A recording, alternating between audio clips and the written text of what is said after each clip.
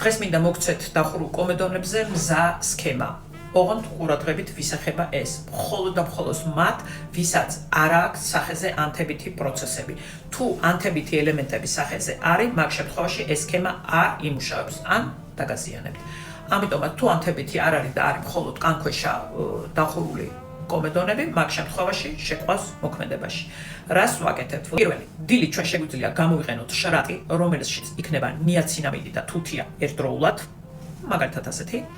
საღამოს რუტინაში ჩვენ შეგვიძლია შევიყვანოთ სარცილის მჟავის შემცველი შრატები, ოღონდ არა მარტო შრატები, არამედ არის ექსფოლიანტები, მაგალითად ასეთი. ოღონდ მას ხმარობთ კვირაში 3-ჯერ ან 4-ჯერ, მეტად არ მოვხშიროთ, მინიმუმ დღე გამოშვებით. და კვირაში ერთხელ ან 2-ჯერ აუცილებლად ვიხმაროთ ენზიმური პუდრები. აი ეს მინი სქემაა, რომელიც თქვენ შეგიძლიათ სახში გამოიყენოთ, თუ თქვენ გაქვთ დახურული კომედონი ანთებითი ელემენტების გარეშე. აბა წარმოგდებულად ჩამოსგისურვებთ.